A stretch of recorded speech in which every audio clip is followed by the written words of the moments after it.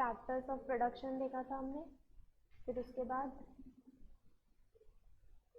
Objectives complete हो गए थे।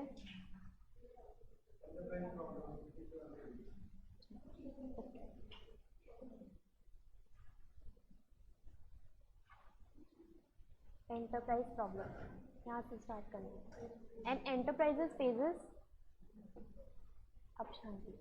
Enterprises faces a number of problems from its inception through its lifetime and till its closure. We shall try to get a few insights about them from the following discussion.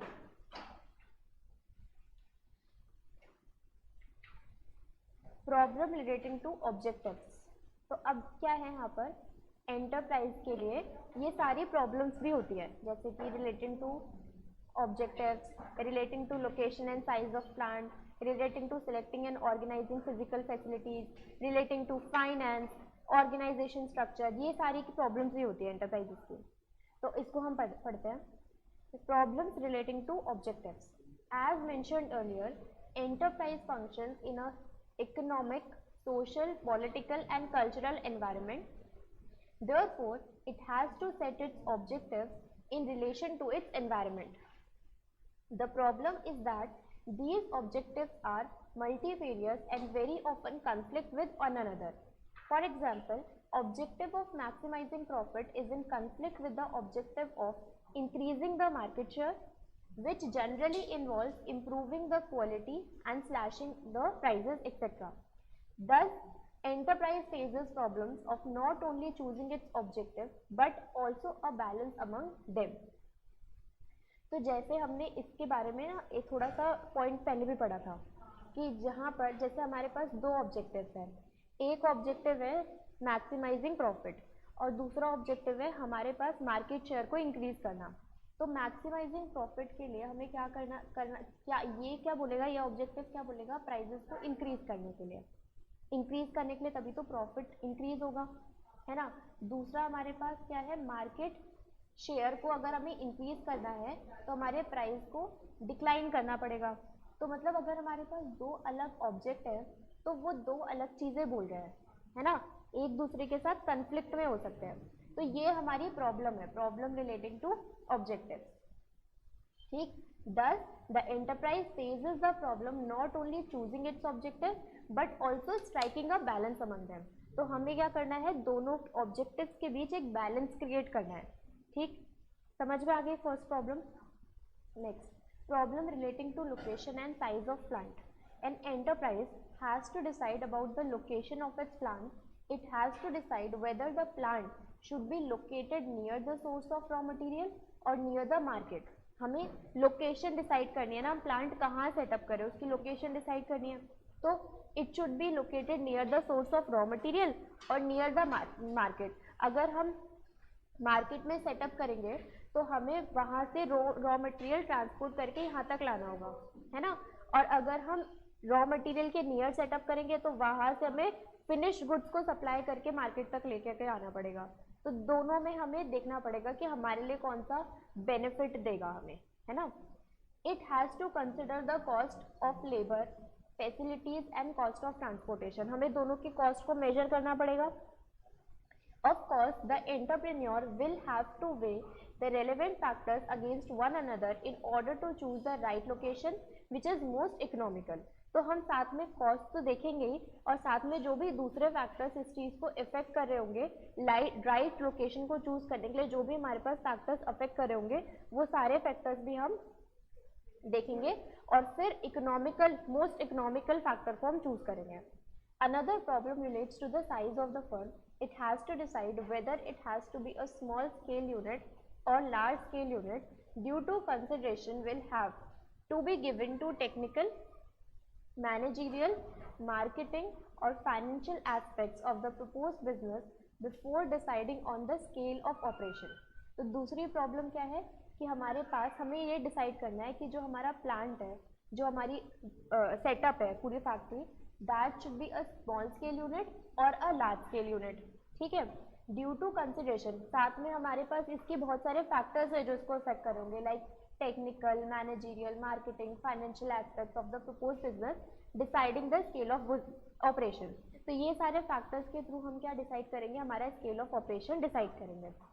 It goes without saying that the, बताती हूँ बस ये last line पढ़ लूँ.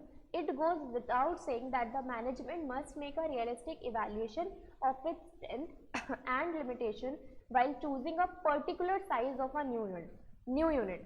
Size of the operation, large scale और small scale का मतलब है कि हम लार्ज स्केल पर काम कर रहे हैं या स्मॉल स्केल पर काम कर रहे हैं. हमारे पास जो प्लांट है वो बहुत सारे यूनिट्स प्रोड्यूस कर सकता है, मतलब लार्ज स्केल का. अब यहाँ पर ना मतलब ऐसे डिफाइन नहीं है, नंबर ऑफ यूनिट से लार्ज स्केल और स्मॉल स्केल डिफाइन नहीं है. स्मॉल स्केल का मतलब है कि मतलब छोटी जगह पर छोटे प्लांट के साथ छोटा बिजनेस अर्न कर मतलब चला रहे हैं, या फिर लार्ज स्केल मतलब कि ज़्यादा बड़ा बिजनेस चला रहे हैं. ठीक है.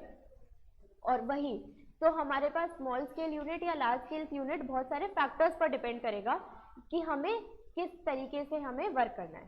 ठीक है. Problems relating to selecting and organizing physical facilities. A firm has to make the decision on the nature of production process to be employed and types of equipment to be installed. The choice of the process and equipment will depend upon the design chosen and require the volume of production. फिर हमें साथ में ये भी choose करना है कि हमारा प्रोडक्शन का वॉल्यूम मतलब हम कितना गुड्स एंड सर्विसेज प्रोड्यूस करेंगे. ठीक है. हम सप्लाई कितना कर सकते हैं. As a rule, the production of large scale involves use of elaborate and specialized complicated machinery and process. Quite often, the entrepreneur has to choose among the different types of equipment and processes of production. Such a choice will be based on evaluation of cost and efficiency. जो entrepreneur है उसको साथ में ये भी तो select करना होगा ना कि वो कौन से इक्विपमेंट को यूज़ करे, वो कौन सी टेक्निक को यूज़ करे, वो लेबर इंटेंसिव पे जाए, वो कैपिटल इंटेंसिव पे जाए. तो ये सब चीज़ें वो कैसे डिसाइड कर सकता है, हर चीज़ को कॉस्ट को देखते हुए वो डिसाइड कर सकता है कि वो क्या चूज करेगा. ठीक है.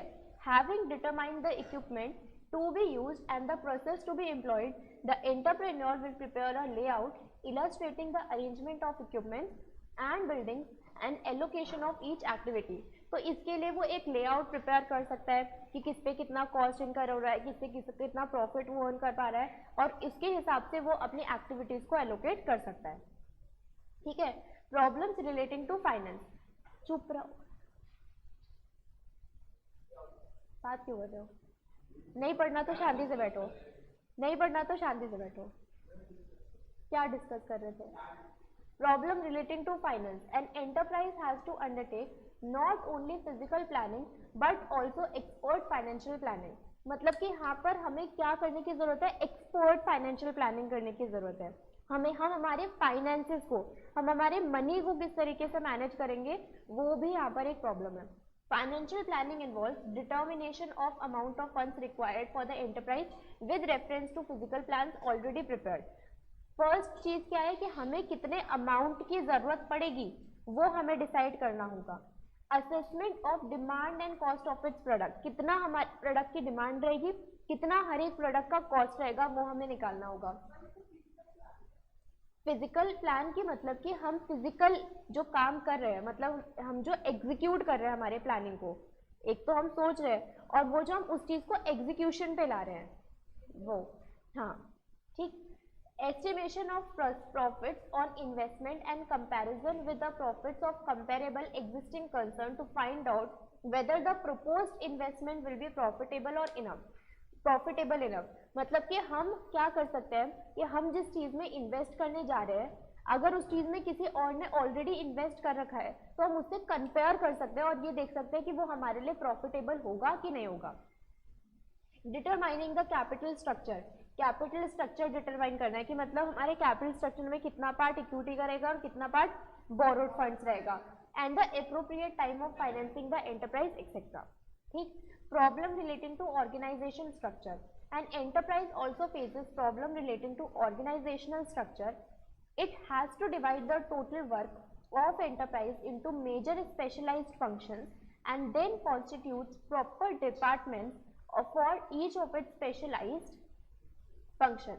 तो यहाँ पर अब हमें क्या करने की ज़रूरत है कि हमारा ऑर्गेनाइजेशन स्ट्रक्चर कैसा रहेगा। ऑर्गेनाइजेशन स्ट्रक्चर, हाँ वही, कि हमारे पास हमें हमें स्पेशलाइजेशन के अकॉर्डिंग हमें कितने डिपार्टमेंट्स चाहिए, है ना, वही होता है डिसेंट्रलाइजेशन, कि हम किस तरीके से हम स्पेशलाइज्ड फंक्शंस हम डिस्ट्रीब्यूट करेंगे, स्पेशलाइज्ड फंक्शंस बनाएंगे। Not only this, the function of all position and level, हम एक वो डिसाइड करना कि कौन किसका सुपीरियर है, कौन किसका सबऑर्डिनेट है। Level who have to be clearly laid down their interrelationship in span of control, authority and responsibility, etc. should be properly defined. In absence of clearly defined roles and relationships, the enterprise may not be able to function efficiently. अगर हम यही नहीं बताएंगे कि कौन किसका superior है, कौन किसके लिए काम कर रहा है, कौन किसके लिए रिस्पॉन्सिबल है, किसके पास कितनी अथॉरिटी है, तो फिर आपस में बहुत क्योस क्रिएट हो जाएगा अगर हम ये पहले से सोचकर नहीं चलेंगे तो।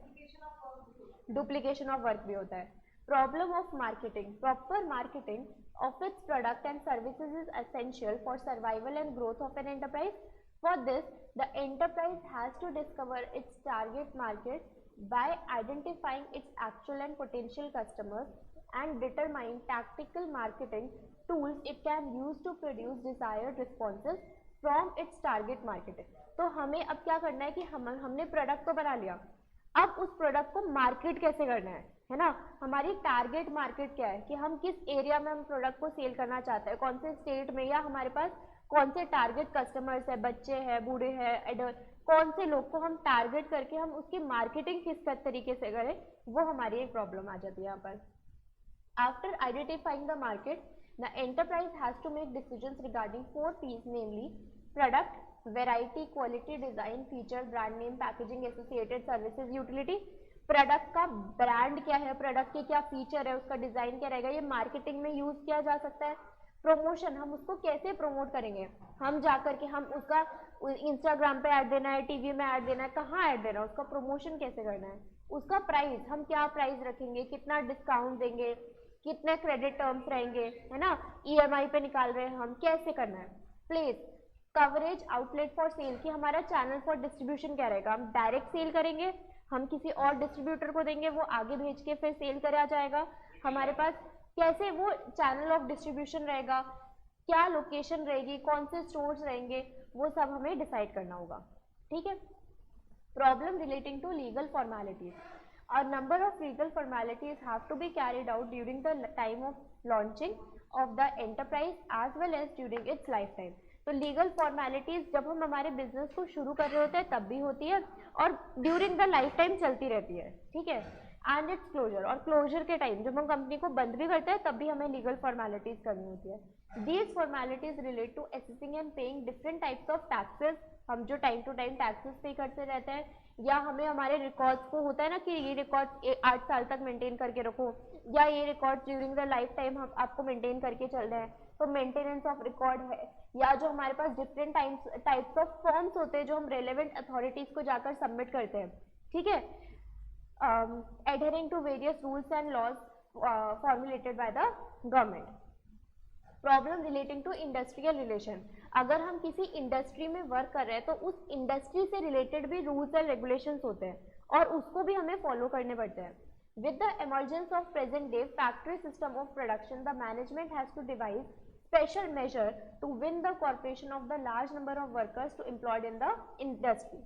Misunderstanding and conflict of interest have assumed enormous dimensions that these cannot be easily and promptly dealt with. Industrial relations at present are much more involved and complicated. ठीक है, अगर हमारे पास मिसअंडरस्टैंडिंग या कंफ्लिक्ट क्रिएट हो जाता है तो वो उसको ना उसके साथ डील करना थोड़ा सा मुश्किल रहता है, ठीक है। तो हमें किस तरीके से वर्क करना है, कैसे हमारे इंडस्ट्रियल रिलेशंस रहेंगे, कैसे हम उस कॉम्प्लिकेटेड एनवायरनमेंट के साथ डील करेंगे, ये सब हमारी प्रॉब्लम है एंटरप्राइज की।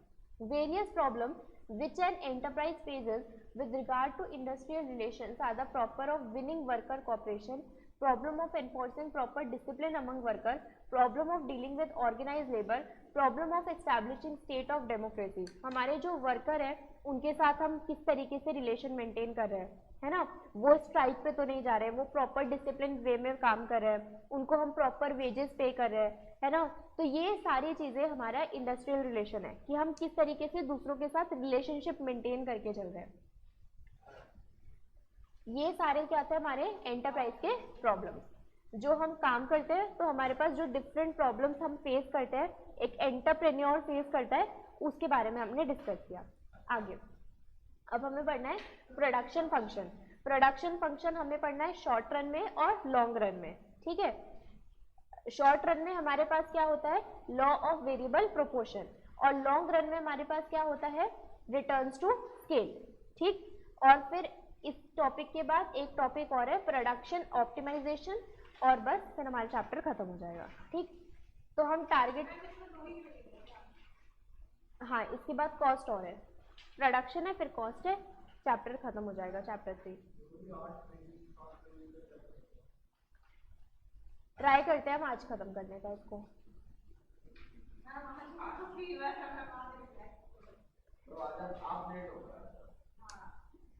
सर बात कर रहे थे, अच्छा तो बीच में 10 मिनट का ब्रेक तो मेरा भी बनता है ना। मैं 8:30 बजे आती हूँ, आप लोग तो फिर भी 9 बजे आते हो। क्या? तो वो तो मैं जिसमें वो सब तब तक तुम बैठ के बातें कर रहे होते हो, फिर क्लास शुरू होने के बाद भी 10 मिनट बात करते हो, फिर जब मैं बोलती हूँ तब पढ़ना शुरू करते हो, तब भी पढ़ते नहीं हो, तब भी दिमाग कहीं और रहता है। Production function, the production function is a statement, production function is a statement of a relationship between firm's scarce resources, that is input and output। तो प्रोडक्शन फंक्शन क्या है, हमने प्रोडक्शन की डेफिनेशन पढ़ी थी ना जब हमने स्टार्ट किया था चैप्टर। प्रोडक्शन की डेफिनेशन वही तो पढ़ी थी कि जब हम इनपुट आउटपुट में कन्वर्ट करते हैं, एक यूजफुल चीज एक यूजफुल फिनिश गुड्स में कन्वर्ट करना, या उसमें उस इनपुट में कुछ यूटिलिटी ऐड करते हैं हम, है ना। यूटिलिटी भी हमारे पास अलग अलग तरीके की यूटिलिटी भी पढ़ी थी हमने, फॉर्म यूटिलिटी, टाइम यूटिलिटी, ये सब कुछ, ठीक। तो अब प्रोडक्शन फंक्शन भी क्या है, relationship between input and output, relationship between input and output that results from the use of this resources. More specifically it states technological relationship between input and output. The production function can algebraically expressed in the form of equation in which the output is dependent on the variable and input are the independent variable.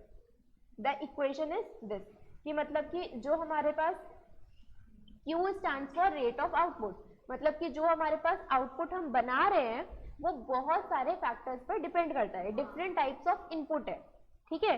Different types of input को मिलाकर के हमारा क्या बन रहा है, वो एक आउटपुट बन रहा है, ठीक। आगे अजम्पशंस, हाँ क्या, इनपुट एंड आउटपुट, तो वही तो एक रिलेशन क्रिएट करता है, टेक्नोलॉजिकल रिलेशनशिप बोल सकते हैं कि हम टेक्नोलॉजी को किस तरीके से यूज करते हैं to convert input into output. assumptions of production function, there are three main assumptions underlying any production function. First, we assume that relationship between input and output exists for a specific period of time. तो relationship between किसके बीच relationship, input and output, और first we assume क्या कर रहे हैं, ये specific period of time के लिए। In other words, Q is not measure of accumulated output over time।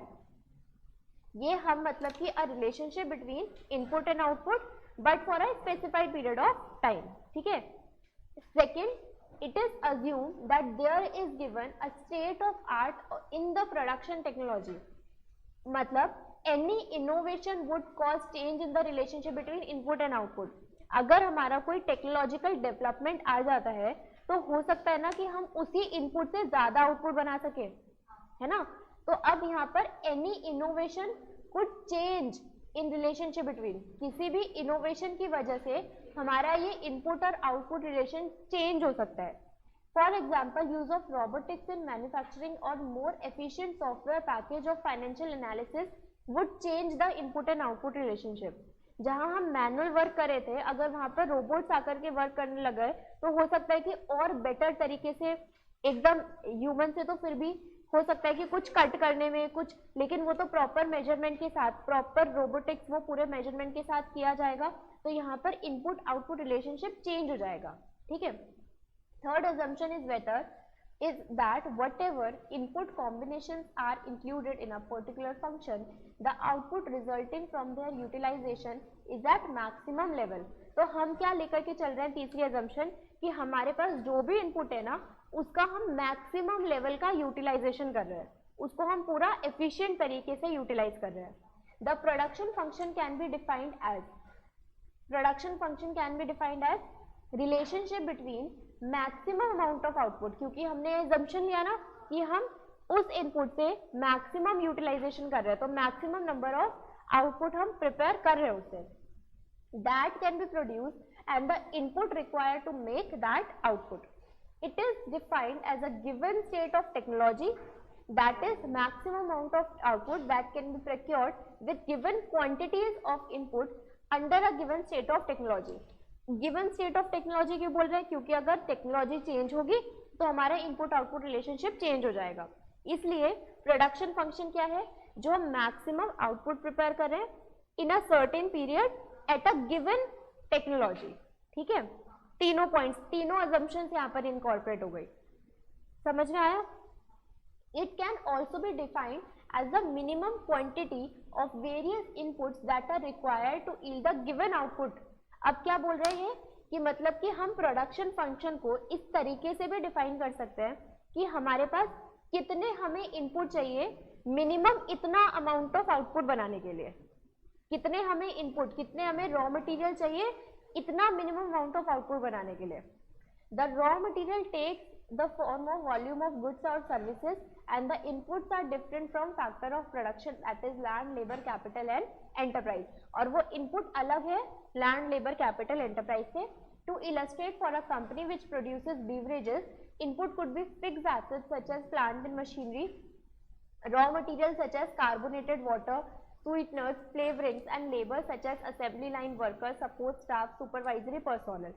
तो अगर हमें कोई बेवरेजेस, अगर हम कोई कोल्ड ड्रिंक, कोई भी हम ऐसे कोई सॉफ्ट ड्रिंक प्रिपेयर कर रहे हैं, तो उससे हमारे पास, उसके लिए हमारे पास इन सब चीज़ों की ज़रूरत है. हमारे पास फिक्स एसिड चाहिए होगा, प्लांट एंड मशीनरी चाहिए होगा, हमारे पास कार्बोनेटेड वाटर चाहिए होगा, ये सब हमारे रॉ मटेरियल है.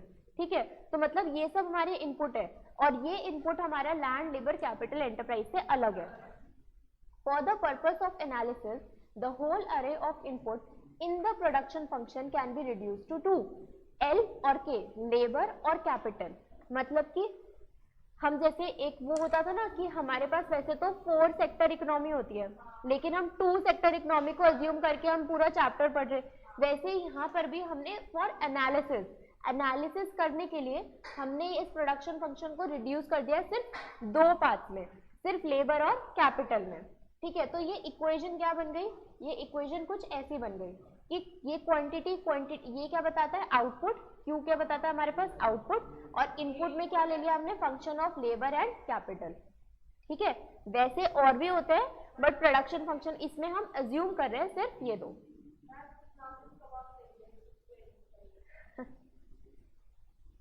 शॉर्ट रन और लॉन्ग रन प्रोडक्शन फंक्शन. क्या बात कर रहे हो तुम दोनों, शांत बैठ जाओ थोड़ी देर. नहीं, आप बात कर रहे हो लगातार. अब शॉर्ट रन और लॉन्ग रन प्रोडक्शन फंक्शन क्या है. शॉर्ट रन में क्या होता है कि जहां पर ना हम सारे फैक्टर्स चेंज नहीं कर पाते है ना, और लॉन्ग रन में हम सारे फैक्टर्स चेंज कर देते हैं. तो मतलब शॉर्ट रन में कुछ फैक्टर्स फिक्स रहते हैं, लेकिन लॉन्ग रन में कुछ भी फिक्स नहीं रहता, सब कुछ वेरिएबल हो जाता है ना. तो अब शॉर्ट रन के लिए अब हमने पढ़ना है लॉ ऑफ वेरिएबल प्रोपोर्शन, और लॉन्ग रन के लिए हमें क्या पढ़ना है, रिटर्न्स टू स्केल. ठीक. आपने जो वो क्वेश्चन भेजा था मेरे को एक, वो था इसका लॉ ऑफ वेरिएबल प्रोपोर्शन का. ठीक है. जो हम आज पढ़ेंगे. The production function of the firm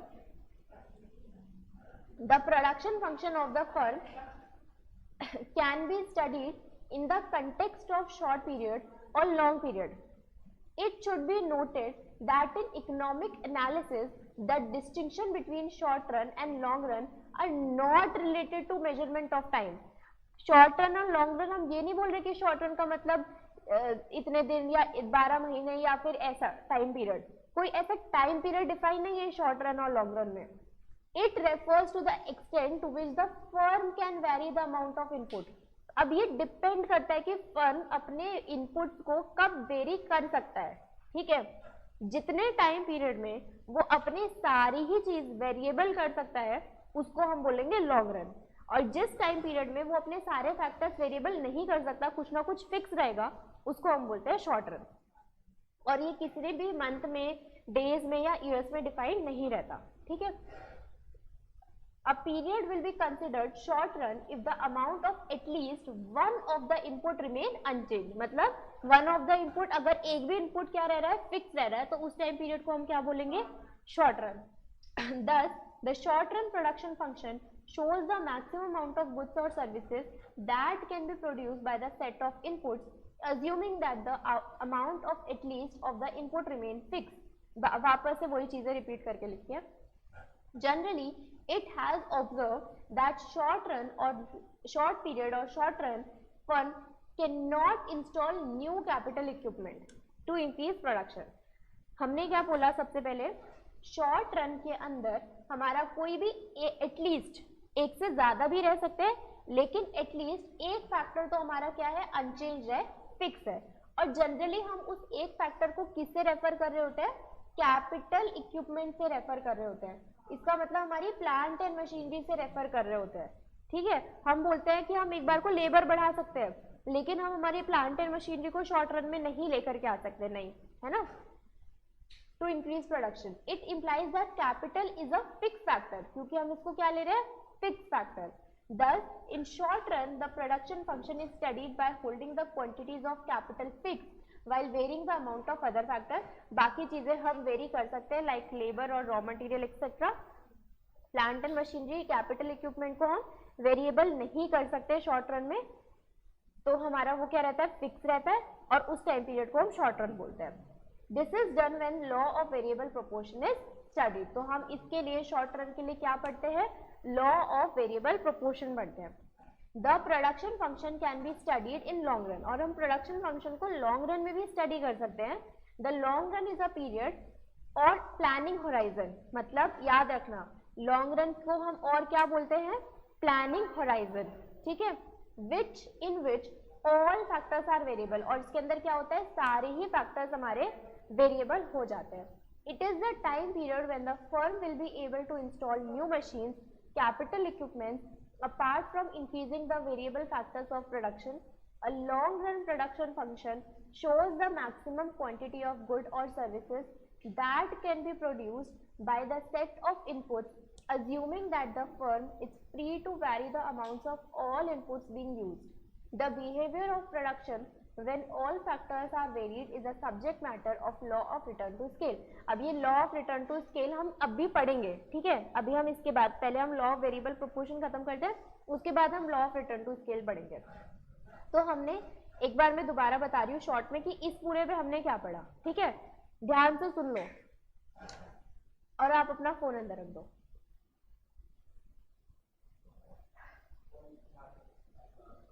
बात भी नहीं करते क्लास में, कम से कम वो दूसरों को डिस्टर्ब तो नहीं कर रहा. अगर वो फोन भी चला रहे हैं, आज फोन चला लो, बैठ के जाओ पीछे इस वाले रूम में बैठ के चलाओ फिर आराम से. ठीक, तो दूसरों को डिस्टर्ब तो नहीं कर रहा, कम से कम बोल बोल के हो. कौन डिस्टर्ब हुआ बोलना, सब हुआ है. मैच्योरिटी नहीं, मेजॉरिटी बोलते हैं.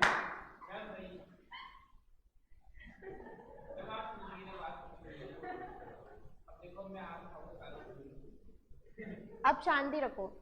शॉर्ट रन हम क्या शुरू कर रहे हैं, प्रोडक्शन फंक्शन सबसे पहले हमने पढ़ा, और प्रोडक्शन फंक्शन में हमने क्या पढ़ा कि production is the function that output is the function of capital and labour. हमने उसको शॉर्ट कर दिया था इन टू वेरिएबल्स ओनली. ठीक है, फिर उसके बाद हमने देखा शॉर्ट रन और लॉन्ग रन। शॉर्ट रन हम जिसको बोल रहे हैं जिसके अंदर हम एटलीस्ट एक फैक्टर हमारा फिक्स रहता है, अनचेंज रहता है, और जनरली कौन सा फैक्टर अनचेंज रहता है? कैपिटल इक्विपमेंट, ठीक। और उसके अंदर हम कौन सा लॉ पढ़ते हैं? लॉ ऑफ वेरिएबल प्रोपोर्शन पढ़ते हैं। फिर उसके बाद हमने देखा कि लॉन्ग रन वो होता है जहां पर सारे फैक्टर्स वेरिएबल हो जाते हैं, कुछ भी फिक्स नहीं रहता, सब कुछ वेरिएबल होता है, और उसके अंदर हम पढ़ते हैं law of return to scale, बस, ठीक। अब आगे, अब ये जो cob Douglas,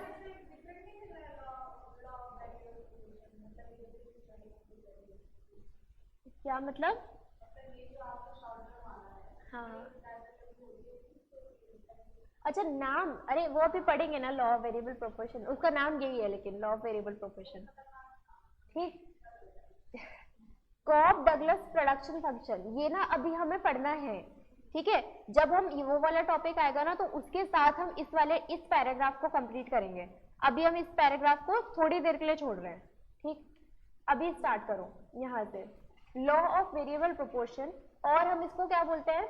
law of diminishing return. दोनों नाम आपको याद रहना चाहिए, लॉ ऑफ वेरिएबल प्रोपोर्शन और law of diminishing return. In short term, the input-output relations are studied with one variable input with all other inputs held constant. तो इसके अंदर हम क्या पढ़ रहे हैं कि हमारा जो एक ये लेबर है ना वो हमारा वेरिएबल चल रहा है, ठीक है, और जो दूसरा इनपुट है वो हमारा कांस्टेंट चल रहा है, फिक्स मतलब, ठीक है। The law of production under these conditions are known under various names. हम इसको अलग अलग नाम से बोलते हैं, law of variable proportion, the law of returns two variable input, एक और नाम हो गया इसका, दूसरा और क्या नाम हो गया इसका? लॉ ऑफ डिमिनिशिंग रिटर्न, ठीक है। क्या? The law states that we increase the quantity of one input which is combined with the other fixed unit, the marginal physical productivity of variable input eventually decline. In other words, increase in some input relative to the other fixed input will, in a given state of technology, cause the output to increase, but after a point of time, extra output resulting from the same addition of extra input become less and less. अगर मैं ऐसा बोलूं कि हमारे पास एक land है, ठीक है, अब इस लैंड के ऊपर है ना हमारे पास 4 अगर लेबर काम करेंगे, लेबर 1 2 3 4, अगर 4 लेबर काम करेंगे ना तो वो एफिशिएंट तरीके से काम कर लेंगे, ठीक है, ऐसा मैं बोल रही हूँ। तो अगर इस पे एक लेबर मैंने लगाया तो वो काम करेगा, ठीक है। फिर अगर मैंने दूसरा लगाया तो दूसरा लगाने की वजह से हमारा प्रोडक्शन इंक्रीज होगा, है ना। अब मैंने तीसरा लगाया तो उसकी भी लगाने की वजह से मेरा प्रोडक्शन इंक्रीज होगा, चौथा लगाने की वजह से भी इंक्रीज होगा, लेकिन अगर मैं 5वां लगा दूं तो सिर्फ मेरा कॉस्ट बढ़ेगा, प्रोडक्शन इंक्रीज नहीं होगा, है ना। छठा लगा दूं तब भी वो मेरा मतलब कि मैं क्या बोल रही हूँ कि अगर मैं मेरे वेरिएबल इनपुट को इंक्रीज कर रही हूँ, लेबर वेरिएबल इनपुट है ना मेरा, तो उस वेरिएबल इनपुट को अगर मैं इंक्रीज करती जा रही हूँ तो एक टाइम तक तो मेरा प्रोडक्शन इंक्रीज हो रहा है, लेकिन एक पॉइंट ऑफ टाइम पे भले ही मैं अपना वेरिएबल इनपुट इंक्रीज क्यों ना करूं, वो रुक जाएगा वहां पर एक पॉइंट पे जाकर के, और उस पॉइंट के बाद वो डिक्लाइन ही करना शुरू करेगा, ठीक है। यही है हमारा लॉ ऑफ वेरिएबल प्रोपोर्शन, ठीक। एक बार दोबारा देखो, an increase in some input, जो हमने इंक्रीज किसमें किया, हमारे लेबर में इंक्रीज करा, relative to other fixed input, और दूसरा हमारा फिक्स्ड इनपुट क्या था, लैंड, है ना। हमारे एग्जांपल में ये इंक्रीज हम किसमें कर रहे हैं, लेबर में, और हमारा फिक्स्ड इनपुट क्या था, लैंड, ठीक है। In a given state of technology, यहाँ पर हम स्टेट ऑफ टेक्नोलॉजी इंप्रूव नहीं करते हैं, क्योंकि अगर वो इंप्रूव करेंगे तो हमारा वो जो relationship between input and output है वो चेंज हो जाता है, ठीक है। कॉज आउटपुट टू इंक्रीज, अब ये इंक्रीज करने की वजह से हमारा आउटपुट इंक्रीज तो हुआ, but after a point of time extra output resulting from the same addition input become less and less. Clear? Before discussing this law, it would appropriate to understand the meaning of TP total product, AP average product और MP marginal product. तो अब हम इस law को इन तीनों से समझेंगे, ठीक है, टोटल प्रोडक्ट, मार्जिनल प्रोडक्ट और एवरेज प्रोडक्ट। सबसे पहले हमारे पास क्या है, total product. total product is the total output resulting from the efforts of all the factors of production combined together at any time. If the inputs of all but one factor are held constant, total product will vary with the quantity used with the of the variable factor. Total product क्या है, जब हम हमारे सारे factors को मिला दे रहे हैं तो उससे हम कितनी प्रोडक्शन कर रहे हैं, हमारा प्रोडक्ट कितना टोटल प्रोडक्ट निकल के आ रहा है, ठीक है, तो वो हमारा टोटल प्रोडक्ट बताता है. अब जैसे जैसे हम हमारे इनपुट्स को इंक्रीज करते जाते हैं हमारा टोटल प्रोडक्ट इंक्रीज होता है, लेकिन at a point of time वो रुक जाता है और फिर डिक्लाइन करने लगता है. ठीक है, जैसे हम इस एग्जाम्पल में भी देख सकते हैं कि जहां हमारे पास कुछ -1 लेबर मतलब माइनस में दे दिया तो हमारा टोटल प्रोडक्ट भी माइनस में ही आएगा. हमने एक लेबर लेकर के आया, टोटल प्रोडक्ट 100 आया. इंक्रीज करा लेबर, इंक्रीज हुआ, फिर इंक्रीज करा, फिर इंक्रीज हुआ, ये इंक्रीज कर रहा है. ये इंक्रीज करते करते करते करते 750 तक इंक्रीज हुआ, उसके बाद वो कांस्टेंट रहा और फिर वो डिक्लाइन करना शुरू कर देगा. ठीक है, लेबर इंक्रीज होता जा रहा है, हमारा एक इनपुट इंक्रीज होता जा रहा है, बट वो एक टाइम तक ही इंक्रीज होगा, फिर वो कांस्टेंट हो जाएगा और फिर वो डिक्लाइन करेगा. ठीक है, और जो ये रेट ऑफ इंक्रीज है ना, रेट ऑफ इंक्रीज वो भी पहले ज्यादा से इंक्रीज. अब क्या हो रहा है देखो, यहाँ पर इंक्रीज कितने से हुआ, 110 से इंक्रीज हुआ, फिर इंक्रीज हमारा कितने से हुआ, 120 से इंक्रीज हुआ, फिर हमारा इंक्रीज हुआ 110 से, फिर इंक्रीज हुआ 80 से, और फिर इंक्रीज हुआ कितने से, 70 से, फिर इंक्रीज हुआ 50 से, फिर इंक्रीज हुआ 30 से. आप देख रहे हो कि पहले तो ये इंक्रीज 150, ये 150, फिर 120, 100, मतलब कि ये जो इंक्रीज है ना, ये भी देखो धीरे धीरे कम नहीं हो रहा, इंक्रीज होना है ना, इंक्रीज होना भी धीरे धीरे हमारा कम हो रहा है. ठीक, तो अब देखो, we find that when 1 unit of labor is employed along with other factor of production, the total product is 100. मतलब अगर हम एक लेबर लगाएंगे तो उससे हम कितना टोटल प्रोडक्ट बना रहे हैं, 100.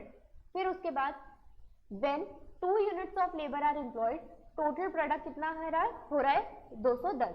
The total product goes on rising, वो राइज होता रहा. कब तक राइज हुआ, 9th लेबर तक, 9th यूनिट ऑफ लेबर तक वो इंक्रीज हुआ. अब उसके बाद 9 और 10 पे वो क्या हो गया, मैक्सिमम लेवल रीच कर गया, क्योंकि यहाँ से अब वो इंक्रीज हुआ, वो कांस्टेंट हो गया 750. फिर उसके बाद when 11th unit of labour are employed, total product falls. अब वो 750 से 740 फॉल कर गया जैसे हमने 11th लेबर ऑफ यूनिट लगाया.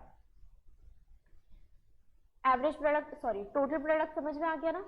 ठीक है, नेक्स्ट इज एवरेज प्रोडक्ट.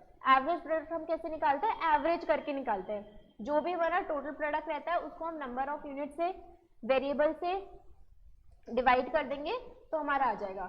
जैसे हमारे पास टोटल प्रोडक्ट है 100 और नंबर ऑफ लेबर कितना है 1, डिवाइड करके आएगा कितना 100. 210 divided by 2 is 105. 330 divided by 3 is 101110. तो हमें इस टीपी को इससे डिवाइड करेंगे तो क्या निकलता है, एवरेज प्रोडक्ट निकलता है. It shows the schedule in the column 3 of table 1. When 1 unit of labor is employed, average product is 100. When 2 unit of labor are employed, it rises to 105. ठीक, तो ये भी क्या होता है, ये AP भी क्या होता है, ये AP भी क्या होता है, देखो इंक्रीज करता है फिर एक पॉइंट पे रुकता है. और ये तो MP का हो गया. AP भी क्या होता है, इंक्रीज करता है फिर एक पॉइंट पे रुकता है और फिर डिक्लाइन करना शुरू करता है. ठीक है ना, ऐसे ही ये जो हमारा एवरेज प्रोडक्ट टीपी होता है ये भी इंक्रीज करता जाता है, एक पॉइंट पे मैक्सिमम पहुंचता है और फिर डिक्लाइन करने लगता है. टोटल प्रोडक्शन क्यों नहीं गिर सकता,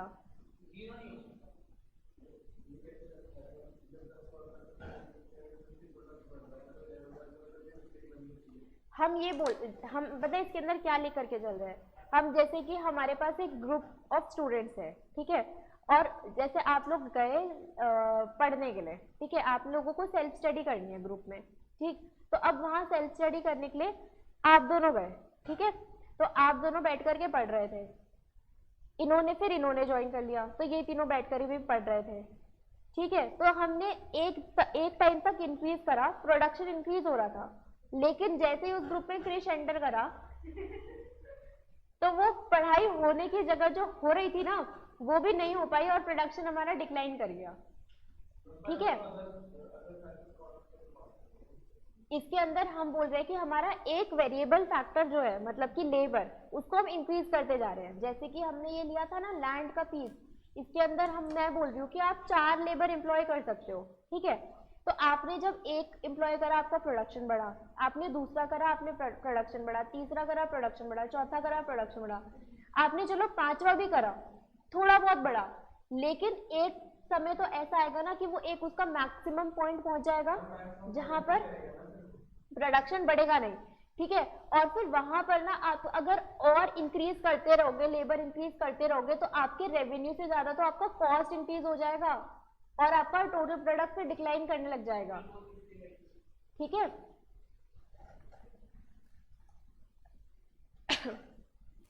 मार्जिनल प्रोडक्ट क्या होता है? Change of total product. ये जो हमने निकाला था मार्जिनल प्रोडक्ट, ये तो निकाल दिया था यहाँ पर 100 कितना 110 120 110 ये। ठीक है, तो चेंज 210 में से TPN माइनस TPN माइनस 1, तो माइनस करके हमारा क्या निकल जाता है? मार्जिनल प्रोडक्ट निकल जाता है। तो हमने क्या देखा था? मार्जिनल प्रोडक्ट यहाँ पर 100 हुआ था, 110 हुआ था, 120 हुआ था, यहाँ पर वो इंक्रीज हो रहा था और फिर इसके बाद फिर वो डिक्लाइन करने लगा। मतलब आप देख रहे हो कि एक बार ध्यान से समझो कि टोटल प्रोडक्ट आपका यहाँ से इंक्रीज होना शुरू हुआ और ये पूरा यहाँ तक इंक्रीज हो रहा है ना, पूरा यहाँ तक इंक्रीज ही हो रहा है, लेकिन स्टार्टिंग में जब वो इंक्रीज हो रहा है ना तो वो ज्यादा से इंक्रीज हो रहा है। 100 से 110 इंक्रीज हुआ, 110 से 120 इंक्रीज हुआ, यहाँ तक वो इंक्रीज हुआ और ज्यादा से इंक्रीज हुआ, लेकिन उसके बाद उसका इंक्रीज होना कम से शुरू हो गया। ठीक है, मतलब कि अगर आप कुछ चीज, आपके नंबर पहले 10 आ रहे थे, ठीक है, फिर 10 से आपके 20 पे आए, फिर आपके 20 से 32 आए, फिर 32 से आपके 45 आए, तो यहाँ पर इंक्रीज भी हो रहा है और मतलब कि बढ़ते जा रहे हैं। अब जैसे मैं बोलूँ कि 45 पे आपके नंबर आए 50, अब यहाँ पर इंक्रीज हुआ लेकिन कम से इंक्रीज हुआ है ना, यहाँ पर 10 से इंक्रीज हुआ, यहाँ 12 से इंक्रीज हुआ, यहाँ कितने से 8 से यहाँ पर कितने से हुआ 32 से 42 10 13 से इंक्रीज हुआ, यहाँ पे 10 से, यहाँ पे 12 से और यहाँ 10 से इंक्रीज हुआ है ना। तो यहाँ पे इंक्रीजिंग, जो हमारा इंक्रीज होने का वो वैल्यू है वो भी इंक्रीजिंग रेट है ना, लेकिन उसके बाद इंक्रीज तो हुआ लेकिन कम से इंक्रीज हुआ। ठीक है, तो हम क्या बोल रहे हैं, टीपी पहले इंक्रीज तो कर रहा है और वो ज्यादा से इंक्रीज कर रहा है और कुछ टाइम के बाद वो इंक्रीज करेगा और उसका इंक्रीज होना कम होता जाएगा और फिर वो कांस्टेंट होगा और फिर वो डिक्लाइन होगा। ठीक है, और एपी भी हमारा क्या कर रहा है, पहले इंक्रीज हो रहा है, कांस्टेंट ऊपर मैक्सिमम पहुंच रहा है, फिर डिक्लाइन कर रहा है, और एमपी भी पहले इंक्रीज होता है, मैक्सिमम पहुंचता है, डिक्लाइन करता है। ठीक है, लेकिन जो एपी होता है ना, एपी वो कभी भी नेगेटिव नहीं हो सकता। नेगेटिव क्यों नहीं हो सकता? क्योंकि टीपी हमारा यहाँ पर देखो कभी भी नेगेटिव नहीं है इसके बाद। ठीक है, जहां ये नेगेटिव वहां पर ये नेगेटिव, लेकिन इसको अगर हम ना ले, जहां पर हम कुछ ना कुछ लेबर अगर एम्प्लॉय करेंगे तो वहां पर ये वाला पॉइंट, मतलब कि ये चीज कभी भी नेगेटिव, ये डिक्लाइन तो करती जाएगी लेकिन नेगेटिव पे नहीं जाएगी ये। ठीक है, नेगेटिव पे नहीं होगा लेकिन। ठीक है, ऐसा मतलब ऐसा थोड़ी ना होता है कि हमने -1 यूनिट बना दिया, -1 यूनिट तो नहीं हो सकता ना, और हमारा जो लेबर है ये भी कभी माइनस में हो नहीं सकता। ठीक, तो वो 0 हो गया।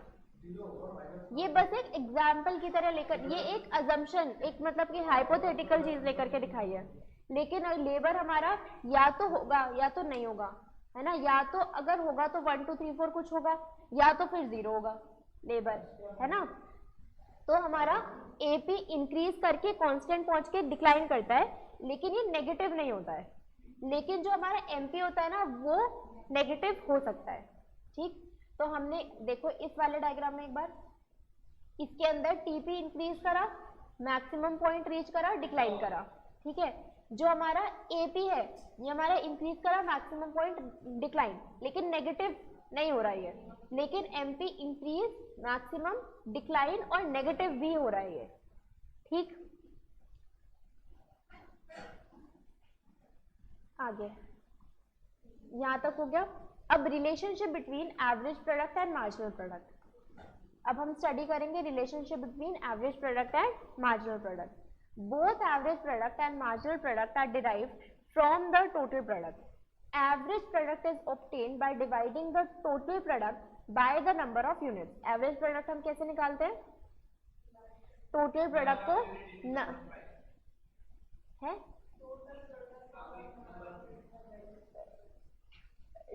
नंबर ऑफ वेरिएबल यूनिट्स बोल सकते हैं, ठीक है, लेबर। तो total product upon number of, आपने मल्टीप्लाई बोला शायद,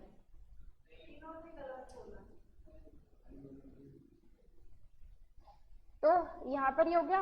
और मार्जिनल प्रोडक्ट हमारा कैसे निकलता है? कितने से इंक्रीज हो रहा है उसको हम माइनस कर देते हैं तो निकलता है। अब relationship between average product and marginal product can be summed up as when average product rises result in increase of the quantity of variable input, marginal product is more than average product। देखो एक बार यहाँ पर diagram में कि जब तक हमारा average product increase कर रहा है तब तक हमारा मार्जिनल प्रोडक्ट एवरेज प्रोडक्ट से ज्यादा है ना। एवरेज प्रोडक्ट ज्यादा है ना, एवरेज प्रोडक्ट इतना है और ये इतना है, ठीक है। तो हमने पहला रिलेशनशिप क्या, मार्जिनल प्रोडक्ट ज्यादा है। जब तक एवरेज प्रोडक्ट इंक्रीज कर रहा है तब तक मार्जिनल प्रोडक्ट एवरेज प्रोडक्ट से ज्यादा है। तो हमने पहले प्रोडक्ट में क्या बोला कि when average product rises marginal product is more then average product. इसको इस तरीके से बोल सकते हैं शॉर्ट में, ठीक है।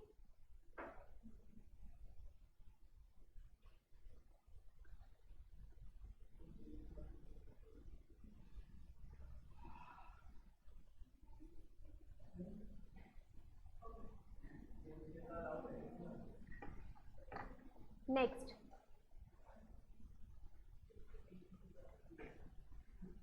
when average product is maximum, marginal product is equal to average product।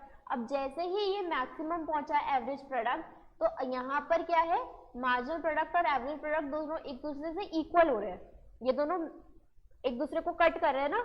तो यहाँ पर और किस पॉइंट पर कट कर रहे हैं? जिस पॉइंट पर एवरेज प्रोडक्ट अपने मैक्सिमम पर है वहां पर कट कर रहे हैं, ठीक।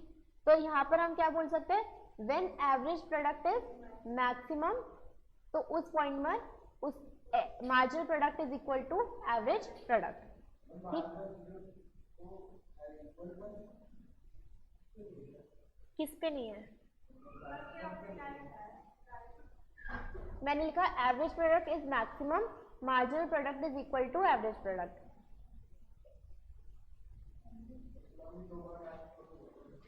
कौन 2 बार मैक्सिमम हुआ है?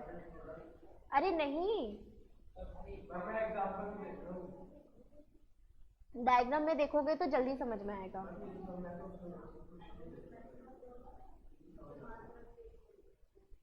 तो अब क्या हुआ, जब एवरेज प्रोडक्ट फॉल करना शुरू हुआ, marginal product is less than average product. When AP false,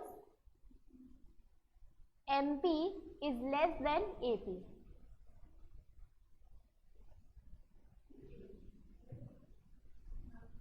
phone रख दो अंदर। देखो अभी यहाँ पर क्या हुआ, क्या, हाँ,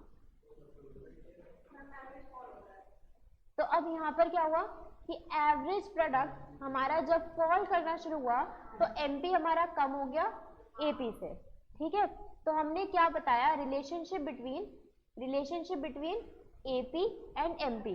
तो हमने सबसे पहले क्या बोला, जब एपी राइज करेगा तब हमारा एमपी एपी से बड़ा होगा नंबर, ठीक है। जब एपी अपना मैक्सिमम पॉइंट पहुंचेगा तब ये दोनों इक्वल होंगे। जब एपी डिक्लाइन करना शुरू करेगा तब एपी बड़ा होगा एमपी से, ठीक है। तो ये हमारे क्या है, relationship between AP and MP. Law of variable proportion or law of diminishing returns examines the production function with one variable factor keeping the quantities of other factors fixed. तो इसके अंदर हम क्या लेकर के चल रहे हैं कि हमारा एक वेरिएबल फैक्टर लेबर को हम वेरिएबल लेकर के चल रहे हैं और बाकी फैक्टर्स को हम फिक्स मान रहे हैं, ठीक है. In other word it refers to the input and output relationship when the output is increased by varying the quantity of one input. This law operates in short run when all the factors of production cannot be increased or decreased simultaneously. तो short run ये law जो law of variable proportion है कहाँ operate करता है, short run में operate करता है.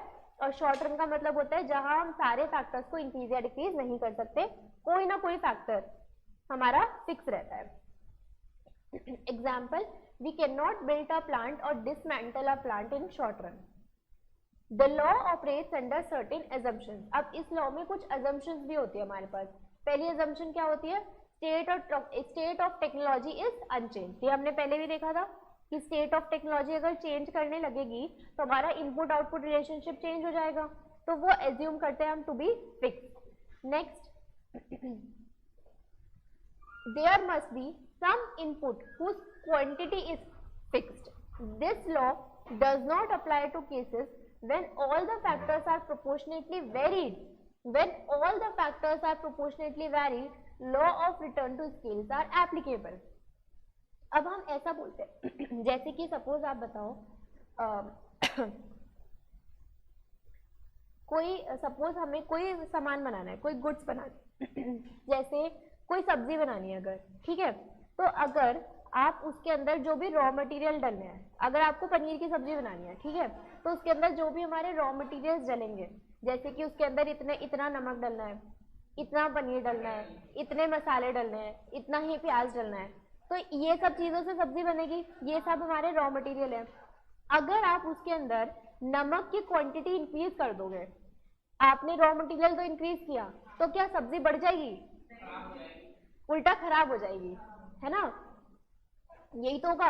तो हम ऐसा भी तो बोल सकते हैं कि जो हम गुड्स प्रिपेयर कर रहे हैं, हम वो कोई भी गुड्स प्रिपेयर कर सकते हैं. हम कपड़े प्रिपेयर कर रहे हैं, हम लैपटॉप प्रिपेयर कर रहे हैं, हम कैमरा प्रिपेयर कर रहे हैं, हम कुछ भी कोई भी गुड प्रिपेयर कर रहे हैं, तो उसके अंदर जो हमारे पास इनपुट चाहिए वो तो फिक्स प्रोपोर्शन का ही चाहिए ना. अगर हम कोई इनपुट को इंक्रीज कर रहे हैं तो इसका मतलब ये थोड़ी कि वो गुड भी इंक्रीज हो जाएगा, ऐसा तो नहीं हो सकता है ना. तो हम क्या बोल रहे हैं कि उसके अंदर के जो इनपुट है उसकी क्वांटिटी फिक्स रहती है ना. This law does not apply to the cases when all the factors are proportionately varied. अगर हमें उन फैक्टर्स को चेंज भी करना होगा ना, तो हमें प्रोपोर्शनेटली चेंज करना होगा. अगर हम नमक को बढ़ा रहे होंगे तो हमें बाकी चीजें भी तो प्रोपोर्शनेटली इंक्रीज करनी पड़ेगी ना.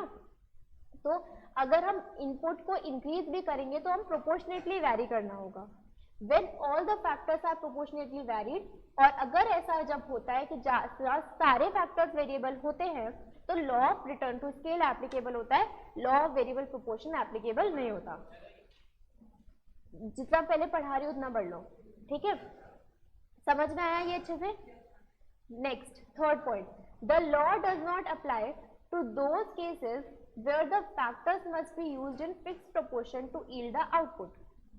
When the various factors are required to be used in fixed proportion, an increase in the one factor would not lead to increase in output. ठीक है. तो हमने यहाँ पर क्या बोला था, अगर हमें फैक्टर्स को चेंज करना है तो हम प्रोपोर्शनेटली वैरी करेंगे. और यहाँ पर हम क्या बोल रहे हैं, अगर हम इनपुट में क्या बोलेंगे, एक इनपुट के चेंज होने की वजह से, एक फैक्टर में चेंज होने की वजह से हमारा आउटपुट इंक्रीज नहीं होता.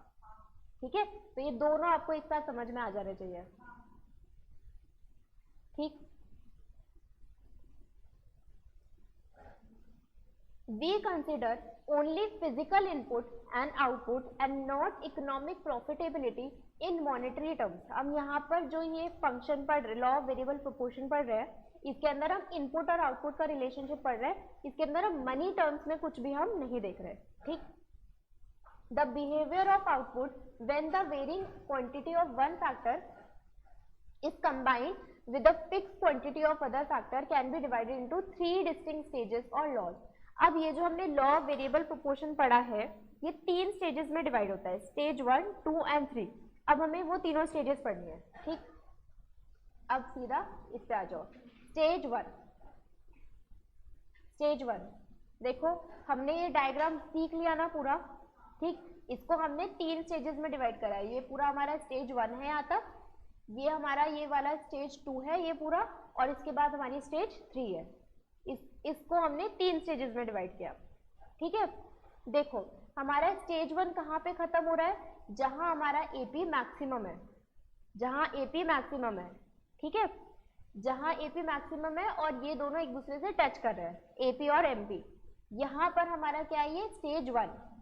जहां पर टीपी मैक्सिमम पहुंचा वहां हमारा स्टेज 2 खत्म हुआ, और जहां पे सब चीजें डिक्लाइन कर रही है वो हमारा क्या है, स्टेज 3, ठीक है। मतलब स्टेज 1 और स्टेज 2 में हमारा टीपी इंक्रीजिंग है दोनों में, और स्टेज 2 के बाद वो डिक्लाइनिंग चला जाता है। तो स्टेज 3 तो हमारी नेगेटिव रिटर्न है, सीधा सीधा वहां पर सब कुछ ही डिक्लाइन कर रहा है। स्टेज 1 और 2 में क्या है कि स्टेज 1 में और 2 में ये दोनों में इंक्रीज कर रहा है, लेकिन एपी हमारा सिर्फ स्टेज 1 में इंक्रीज होता है, स्टेज 2 में वो डिक्लाइन करना शुरू कर देता है, ठीक है। और एमपी तो पहले ही हमारा डिक्लाइन करने लग गया। एमपी हमारा ये मैक्सिमम पहुंचा था, इसके बाद तो डिक्लाइन कर रहा है ना। तो जिस पॉइंट पर एमपी इंक्रीज, वहां पर इस वाले पॉइंट को हम बोलते हैं इन्फ्लेक्शन पॉइंट।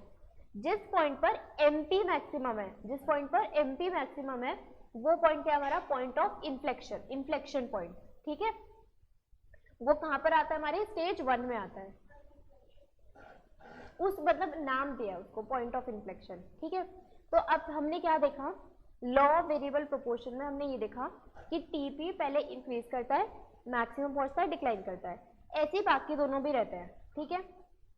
अब हमने इसको 3 स्टेजेस में डिवाइड करा है। स्टेज 3 तो सबसे इजी है, सब कुछ ही डिक्लाइन कर रहा है। स्टेज 1 एंड 2 में टीपी इंक्रीज कर रहा है, लेकिन स्टेज 1 में ही सिर्फ एपी इंक्रीज कर रहा है, स्टेज 2 में एपी डिक्लाइन करने लगा है, ठीक है। आगे स्टेज 1 को हम क्या बोलते हैं, stage of increasing return. Stage 2 को हम क्या बोलते हैं, stage of diminishing return, stage of diminishing return. और स्टेज 3 को हम क्या बोलते हैं, negative return, stage of negative return, ठीक। Stage 1, in this stage the total product increases at increasing rate up to the point marginal product also rises and is maximum at the point of corresponding to the point of inflection. Point of inflection क्या है, जहां पर marginal product rise कर रहा है और उतना maximum पहुंच गया है। The average product goes on rising. तो हम increasing return में क्या हो रहा है, marginal product हमारा increase किया है कहाँ तक, point of inflection तक, और उसके बाद डिक्लाइन करा है। और स्टेज 1 में एपी क्या हो रहा है, वो सिर्फ और सिर्फ राइज कर रहा है। फिर उसके बाद from point F onwards during the stage 1 total product goes on rising but at a diminishing rate. अब स्टेज 1 के बाद टोटल प्रोडक्ट बढ़ता तो है, स्टेज 1 के बाद टोटल प्रोडक्ट बढ़ता तो है, बट डिक्रीजिंग रेट से बढ़ता है ना। पहले वो बढ़ता है ज्यादा से, इंक्रीजिंग रेट से, फिर वो बढ़ता है डिक्रीजिंग रेट से। Thus, in stage 1, AP curve rises throughout, whereas the marginal curve rises first and then starts falling after reaching its maximum. तो stage 1 में क्या हो रहा है, AP curve पूरे टाइम राइज करता है, MP पॉइंट ऑफ इन्फ्लेक्शन तक राइज करता है, उसके बाद डिक्लाइन करने लगता है।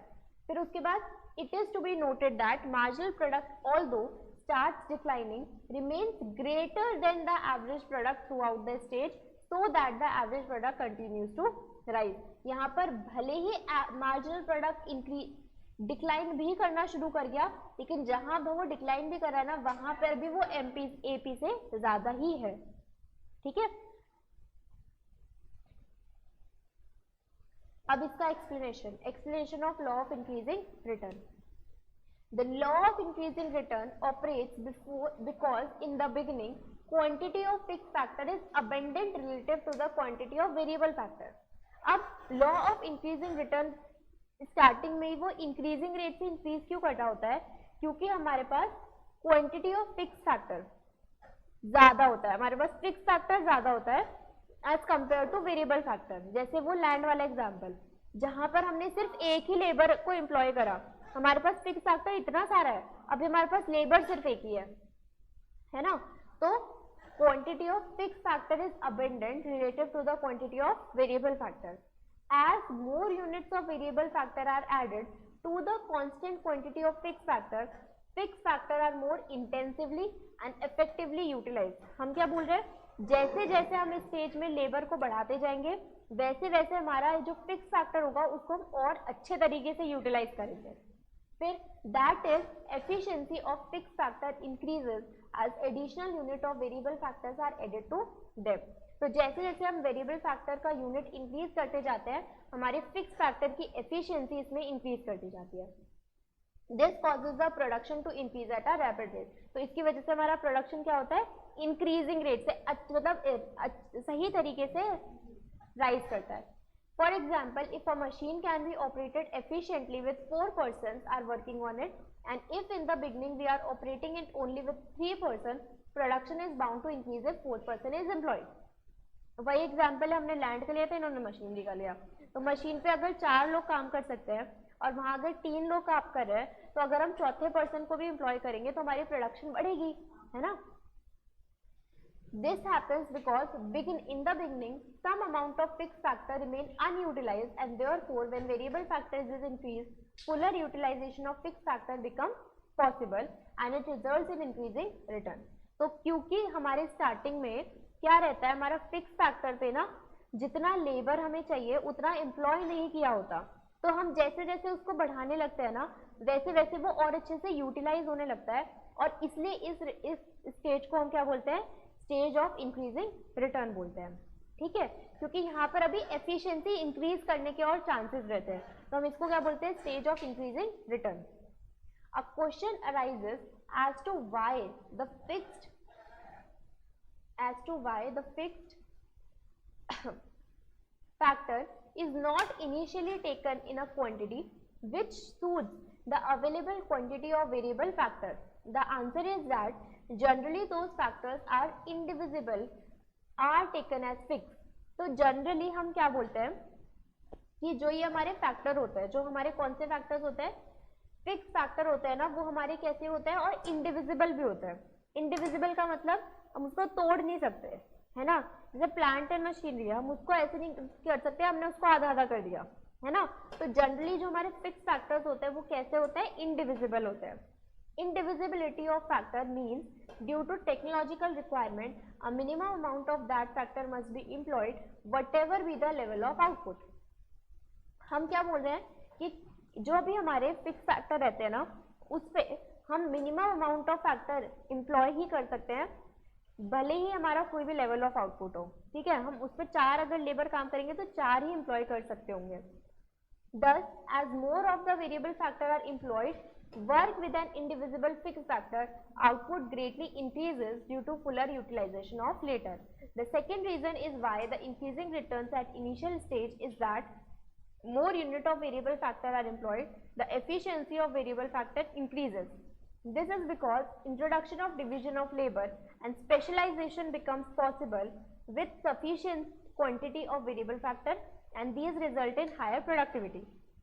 मतलब जो हमारा लेबर भी होता है ना, अगर हम उसको उसी चीज में लगाएं तो उससे भी स्पेशलाइजेशन आती है और वो बेटर तरीके से काम करता है और हमारी प्रोडक्शन भी क्या होती है, इंक्रीज होती है।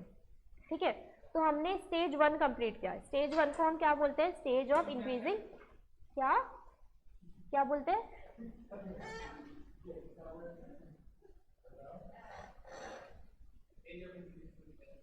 Stage of increasing return. अब कौन एक्सप्लेन करेगा इसको, कोई एक एक्सप्लेन कर दो, बॉयज में से कोई एक्सप्लेन कर दो।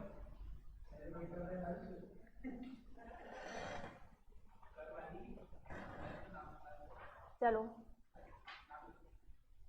क्या मैं ही तो बता दूं, मैं ही तो बता रही हूँ तेरे से, और कौन बता रहा है, नाम नहीं, एक्सप्लेनेशन।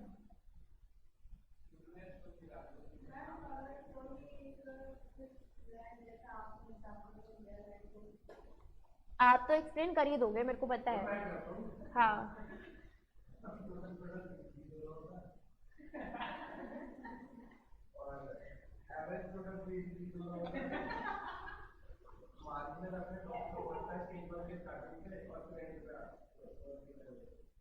सही बोला उसने, टीपी इंक्रीज करता है, एपी इंक्रीज करता है, तो क्यों नहीं बोल रहे थे फिर, आपको चांस दिया था बोलने का। और एमपी पॉइंट ऑफ इन्फ्लेक्शन तक राइज करता है, उसके बाद डिक्लाइन करता है। ठीक है, इतना ठीक था। और क्या था इसके स्टेज के अंदर, हम इस स्टेज को इंक्रीजिंग रिटर्न क्यों बोलते हैं,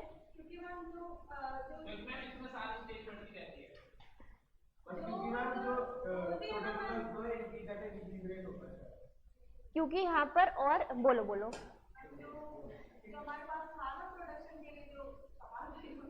इनपुट,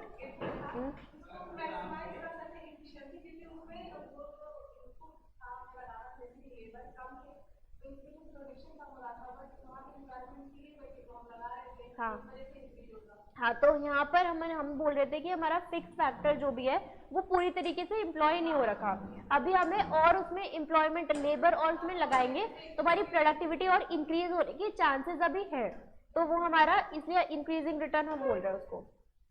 ठीक है, आगे नेक्स्ट क्या है, स्टेज ऑफ डिमिनिशिंग रिटर्न। अब in stage 2 the total product continues to rise. अब हमने देखा कि स्टेज 2 में भी हमारा टोटल प्रोडक्ट क्या होता है, कहाँ गया डायग्राम,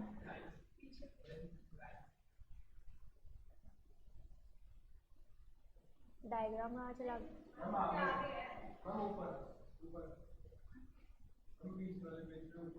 पेज नंबर बताओ।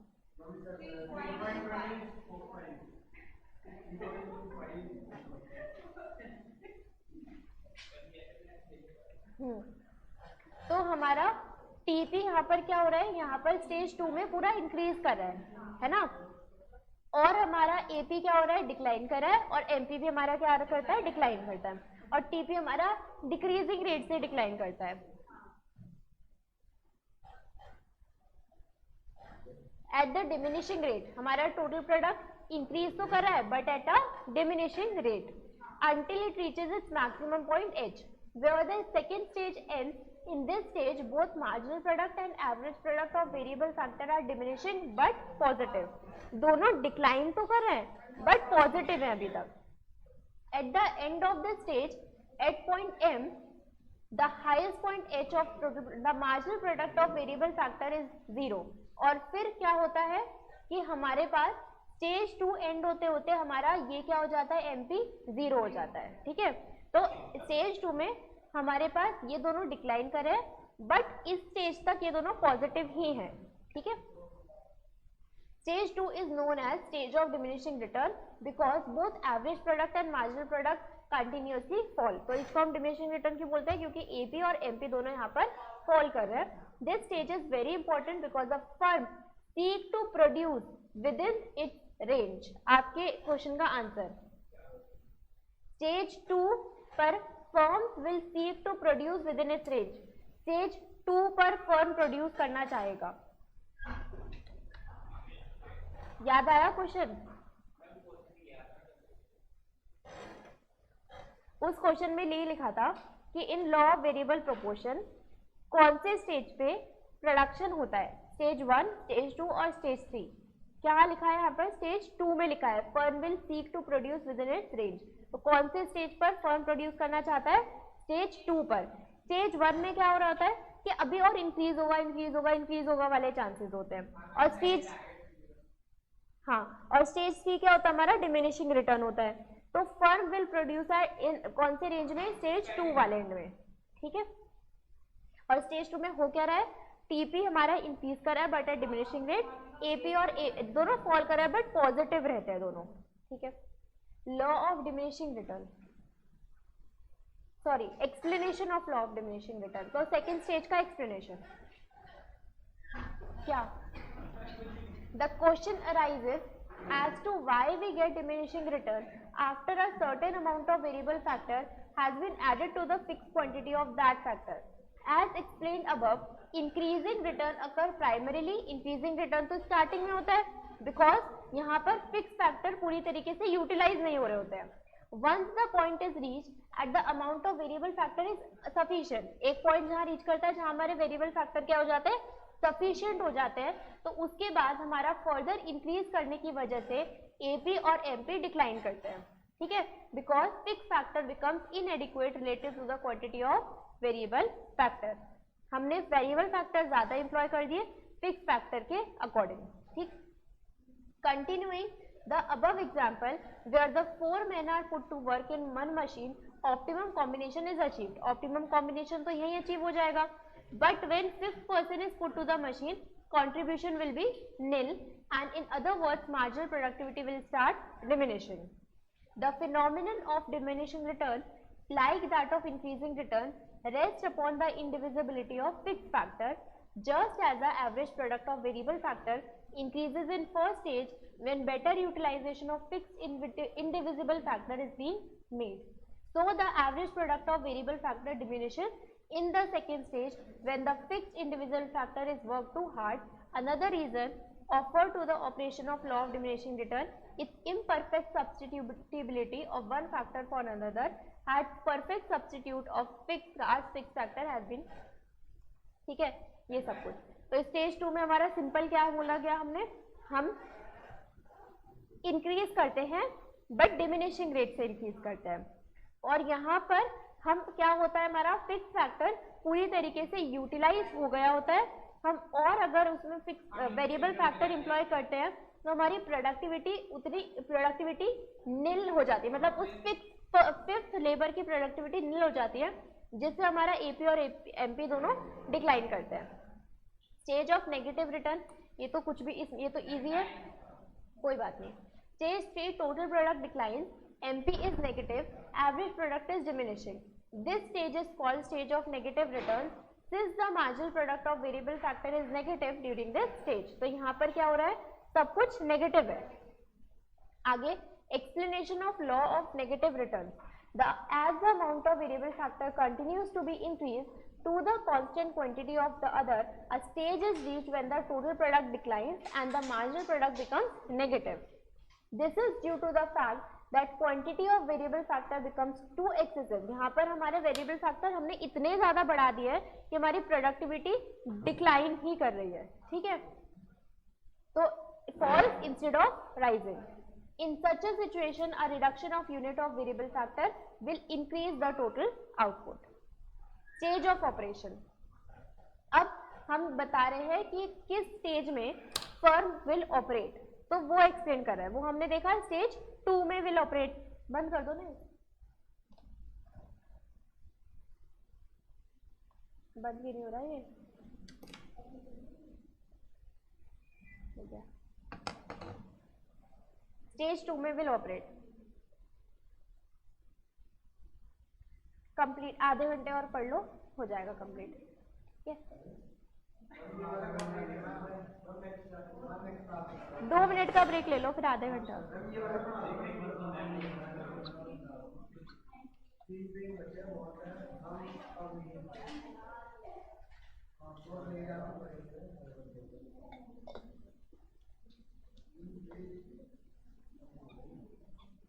घर जाके क्या करोगे,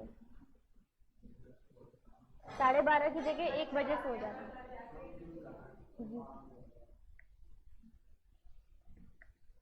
गर्ल्स तो फिर भी कुछ काम कर लेती होंगी घर का, आप तो 2 मिनट का ब्रेक ले लो, फिर शुरू कर लेंगे।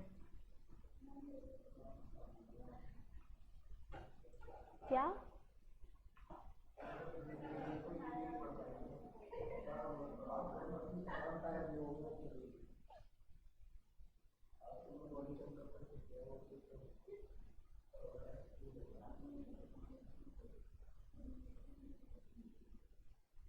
बुक्स भी अंदर रख दी थी उन लोगों ने, नहीं कृष्ण ने रख दी और गौरी शंकर ने रख दी।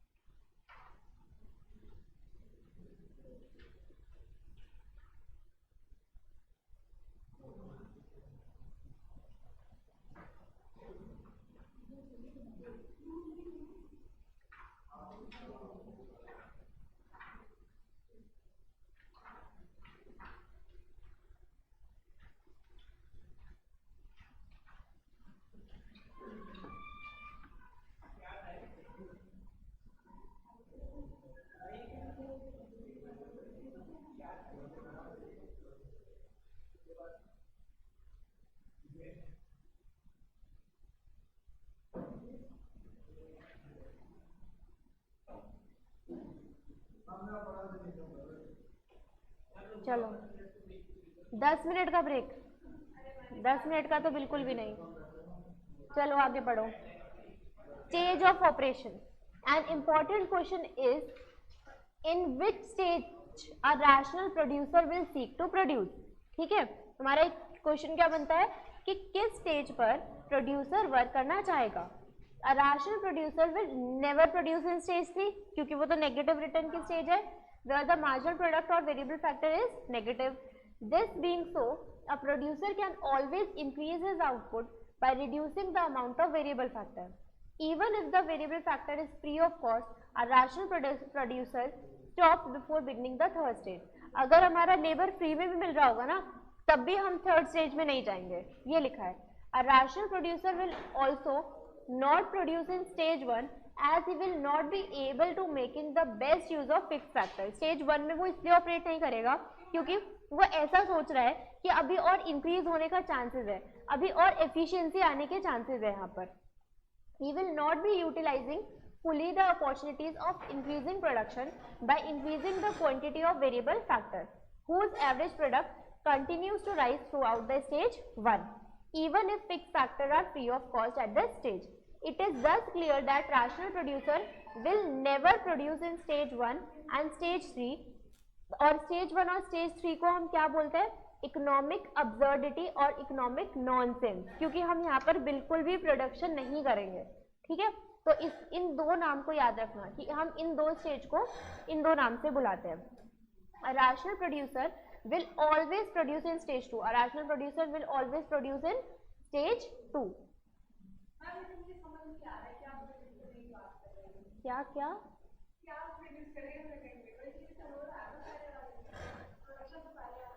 प्रोडक्शन पहले वाले में हो रही है, लेकिन हमारा प्रोडक्शन मतलब कितने लेबर प्रोड्यूस कर, जैसे यहाँ पर क्या था, यहाँ पर हम labour units of labour increase करते जा रहे हैं। हमारे पास कुछ प्रोडक्शन बन रहा होगा, 1 यूनिट 2 यूनिट 10 यूनिट हर एक लेबर को इंक्रीज करने की वजह से, तो हम कौन से वाले स्टेज का हम प्रोडक्शन रखेंगे। ठीक है, तो अगर हमारा मतलब यहाँ पर देखो ना, लेबर हम अगर बोल रहे हैं कि हम स्टेज 2 में ऑपरेट करेंगे तो इसका मतलब ये है कि हम इसमें से कहीं भी हम किसी भी लेवल पर प्रोड्यूस कर रहे होंगे। ठीक है, तो वहाँ पर कितना नंबर ऑफ लेबर है, कितने हम प्रोडक्शन, कितने number of units of fix product हम बना पा रहे हैं, है ना, कितना रॉ मटेरियल यूज कर रहे हैं, तो वो सब हम देखेंगे। या किस स्टेज में हम स्टेज 2 में कहीं ऑपरेट कर रहे हैं। ठीक है, हम इस वाले लेवल में इनमें से कहीं ऑपरेट कर रहे हैं, हम ना यहाँ ऑपरेट कर रहे हैं और ना ही हम यहाँ ऑपरेट कर रहे हैं।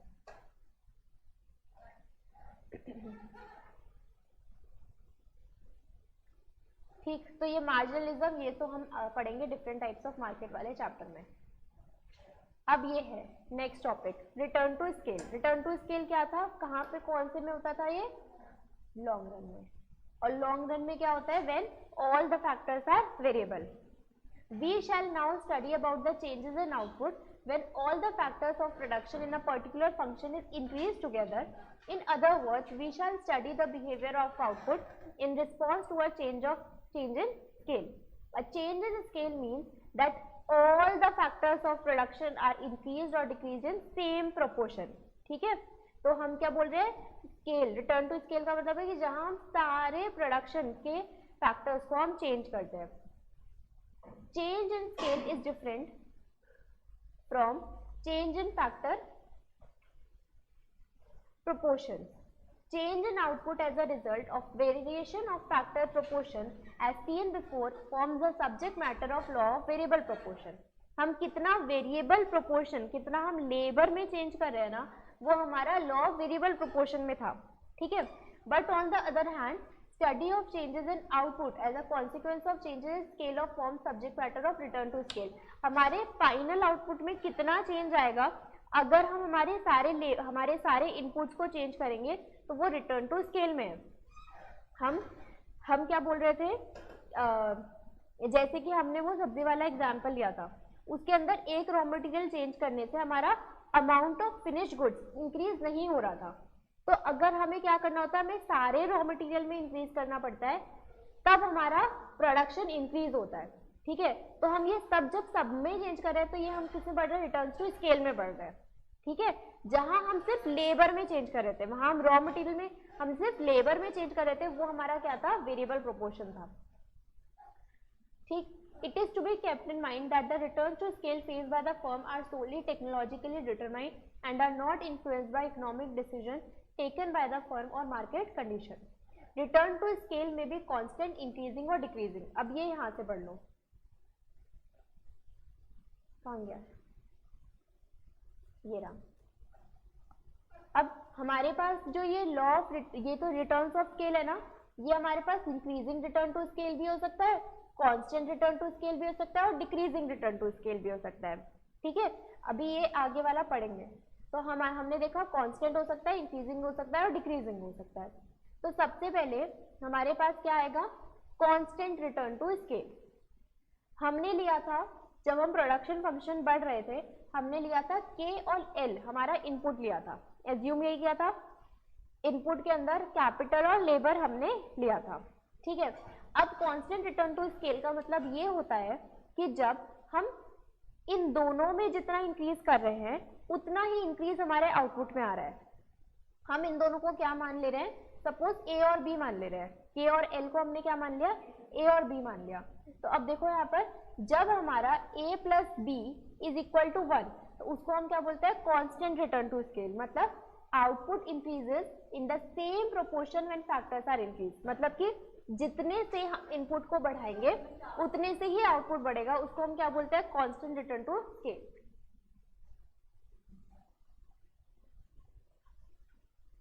Constant return to scale. अब आगे next is increasing return to scale. Increasing return to scale क्या है, देखो यहाँ पर एक बार ये लिखा है इंक्रीजिंग रिटर्न टू स्केल, यहाँ पर A और B हमारे क्या होगा, फैक्टर, मतलब ये लेबर और कैपिटल, ये ज्यादा more than 1, A plus B is more then 1। तो इसके अंदर increase in output is more then the proportionate increase in use of factor. मतलब कि हम जितने से इनपुट में इंक्रीज कर रहे हैं उससे ज्यादा से हमारे आउटपुट में इंक्रीज आ रहा है, आउटपुट में इंक्रीज आ रहा है। हम इन दोनों को मिला देंगे तो हमारा आउटपुट बनेगा ना, और वो मोर देन 1 है। हमारा आउटपुट जब ज्यादा से बढ़ रहा है, जितना हम उसमें चेंज कर रहे हैं, A और B में चेंज कर रहे हैं, तो हमारा क्या है, इंक्रीजिंग रिटर्न टू स्केल। एक बार दोबारा देखो यहाँ पर, increasing return to scale means output increases in the greater proportion that increase in input. ठीक है, तो उसको हम क्या बोलते हैं, increasing return to scale. When the firm expands, increasing return to scale are obtained in the beginning. ये तो सब एग्जाम्पल है।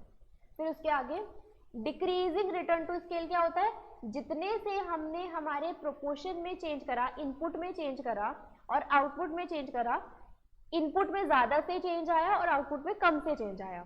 ठीक है, तो हम तीनों एक बार देख लो। इसके अंदर आपको क्या पढ़ना है कि रिटर्न टू स्केल क्या है। रिटर्न टू स्केल वो है जहां हमारे सारे फैक्टर्स चेंज हो रहे हैं, और हमने प्रोडक्शन फंक्शन में क्या लिया था, K और L, यहाँ पर हमने उसको क्या बोला, A और B बोला। ठीक है, तो जहां पर change in input is equal to change in output, उसको हम क्या बोलेंगे, कांस्टेंट रिटर्न टू स्केल। जहां पर change in increase in output is more than increase in input, वो क्या है, इंक्रीजिंग रिटर्न टू स्केल। और जहां increase in input is more than increase in output, वो क्या है हमारा, डिक्रीजिंग रिटर्न टू स्केल। ठीक है, अब ये देखो यहाँ पर देखो, ये सब हमने पढ़ लिया। अब Cobb Douglas production function explained earlier, ये हमने जो छोड़ा था टॉपिक। ठीक है, कॉब डगलस वाला ये रहा, वहां पर अब उसे बताया गया है आगे। तो हम ये पूरा कॉब डगलस पूरा यहाँ से लेकर वहां तक पूरा कंप्लीट कर लेते हैं। ठीक, Cobb Douglas production function, a famous statistical production function is Cobb Douglas production function.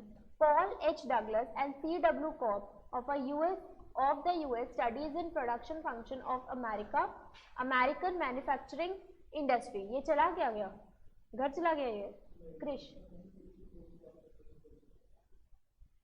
In its original form, the production function applies not an individual firm but to a whole manufacturing in United States. तो यहाँ पर हमने क्या बोला कि जो हमारा production function हम अप्लाई करते हैं ना, वो हम सिर्फ एक इंडस्ट्री पर, एक इंडिविजुअल फर्म पर नहीं बल्कि पूरी इंडस्ट्री पर अप्लाई करते हैं. मतलब सिर्फ अंबुजा सीमेंट पर नहीं कर रहे हैं, पूरी सीमेंट इंडस्ट्री पर कर रहे हैं, जितनी भी सीमेंट की कंपनीज है सब पर. ठीक है. तो यहाँ पर क्या हो गया, in this case output of manufacturing production and input are used are labour and capital. तो अगेन जो हमने प्रोडक्शन फंक्शन में लिया था, लेबर और कैपिटल लेकर के चल रहे हैं. कॉब डगलस प्रोडक्शन फंक्शन को हम इस तरीके से लिखते हैं. इसके अंदर बहुत ज्यादा एक्सप्लेनेशन नहीं है, बस आपका इतना सा ही एक्सप्लेनेशन है इसका. इसके अंदर और कुछ नहीं है आपके सिलेबस में. ठीक है. तो कॉब डगलस प्रोडक्शन फंक्शन, दो स्टैटिस्टिकल ये दो लोग थे, इन्होंने ये निकाला जहां पर ये बोल रहे हैं कि हम प्रोडक्शन फंक्शन को स्टडी कर रहे हैं कि जहां पर हम सिर्फ एक इंडस्ट्री पर नहीं, सिर्फ एक फर्म पर नहीं, पूरी इंडस्ट्री पर वो चीज अप्लाई करेगी.